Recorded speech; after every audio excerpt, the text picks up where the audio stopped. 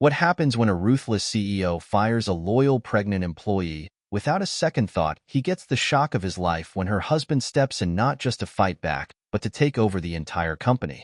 Mark Sullivan was a man who thrived in the fast-paced world of technology, steering his company, Nexus Solutions, to the pinnacle of success. A towering figure in the industry, he was celebrated for his sharp intellect and relentless drive. However, behind the glossy facade of achievements lay a man whose reputation for ruthlessness preceded him. Mark valued results above all else, and empathy was a concept he deemed irrelevant in the corporate battlefield.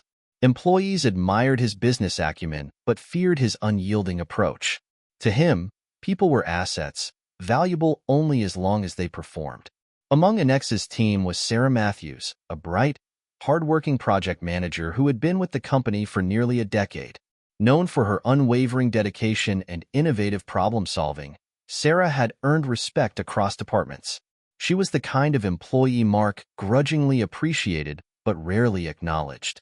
During a routine company meeting one Tuesday morning, Sarah raised her hand, her face glowing with a mix of excitement and nerves. "I wanted to share some personal news," she began, smiling warmly. "I'm expecting a baby."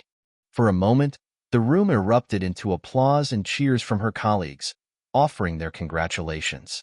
Mark, seated at the head of the table, plastered on a polite smile, nodding perfunctorily. "Congratulations, Sarah," he said in a measured tone, his expression unreadable. To the casual observer, his response seemed appropriate. Yet, to those who knew him well, there was a flicker of calculation in his eyes, as though he was already re-evaluating Sarah's place in the company. Sarah sat back down, her excitement dimmed slightly by the uneasy feeling that her announcement hadn't been as well received as it appeared. In the days following Sarah's announcement, Mark Sullivan's outward demeanor remained professional, even cordial. He congratulated her again in passing and asked vaguely about her health. Yet, behind the closed doors of the executive boardroom, his true feelings surfaced. "This is a business, not a daycare," Mark said curtly during a leadership meeting. "Sarah's productivity is bound to drop, and let's not ignore the costs: maternity leave, reduced efficiency, and having to temporarily replace her.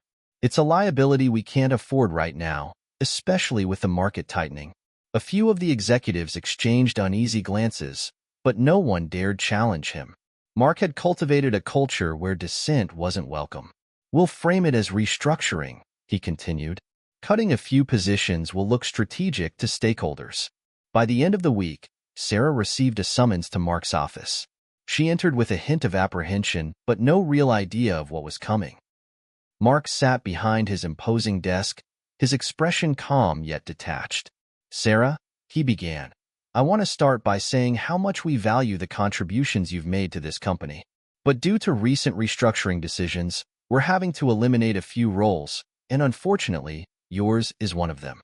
The words hit her like a physical blow. "What restructuring?" she stammered. "But I've been here for almost 10 years. My track record—" "It's not about performance," Mark interrupted smoothly, his tone icy. "It's about the bigger picture." Devastated, Sarah packed her things and left the office, tears blurring her vision. When she told her husband, Daniel, the news that evening, his face darkened. "We'll get through this," he said firmly, though his jaw tightened with an unspoken determination. In the days following her abrupt dismissal, Sarah Matthews struggled to find her footing. The sense of betrayal lingered, and sleepless nights became routine as she worried about their future. "It's not just about me," she confided to Daniel one evening, her voice breaking. "It's about how unfair it is, how people like Mark can get away with this." Daniel listened intently, his steady presence grounding her. "You're right," he said, his tone calm but resolute. "But right now, your health and the baby come first. Let's focus on what we can control." Taking his advice to heart, Sarah channeled her energy into preparing for the arrival of their child. Yet, the injustice weighed heavily on her, an ever-present reminder of how easily loyalty could be discarded in the corporate world. Months passed, and life slowly moved forward. Then, one crisp autumn morning, an unexpected headline dominated the business news: Nexus Solutions acquired by a new investment group. Mark Sullivan watched the announcement unfold on a live-streamed press conference, seated at the head of a conference table, flanked by his senior team. His confidence wavered as the new owners took the stage. "We're excited to usher in a new era for Anexa," the spokesperson began before stepping aside to introduce the company's new CEO. As the camera panned, Mark's face drained of color. Standing confidently at the podium was Daniel Matthews. The room fell silent as Daniel began to speak, his voice steady and authoritative. "This company has incredible potential, but true leadership requires empathy and integrity," he said, his words striking a nerve. Though he didn't name Mark directly, the message was clear, and the stunned CEO knew his time was up. As the press conference continued, Daniel Matthews stood tall at the podium, exuding an air of quiet authority. His confident smile revealed none of the turmoil he and Sarah had endured in the past months. "Leadership isn't just about profits or market dominance," Daniel continued. "It's about valuing the people who make those successes possible. Empathy, fairness, and integrity are not weaknesses, they're strengths." Though Daniel didn't mention Mark by name, the subtle undertones in his words were unmistakable. The room's atmosphere grew heavy, and Mark's face flushed with embarrassment.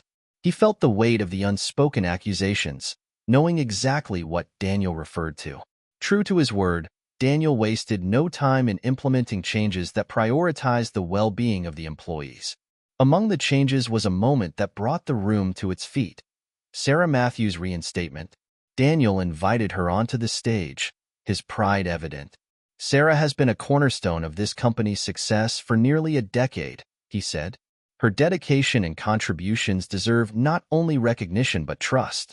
I'm thrilled to announce that Sarah will return as Senior Project Director, leading one of our most critical initiatives." Tears welled in Sarah's eyes as the crowd erupted into applause. Meanwhile, Mark Sullivan's exit was swift and decisive. Facing mounting pressure from the board and the undeniable symbolism of Daniel's leadership, Mark was forced to step down.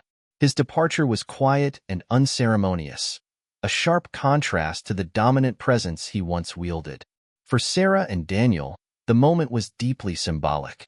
Justice had been served, but more importantly, the company's culture was evolving into something meaningful. If this story inspired you, don't forget to like this video, comment your thoughts below, and hit subscribe to join our channel for more powerful tales like this. Your support helps us create more content you'll love, so don't miss out.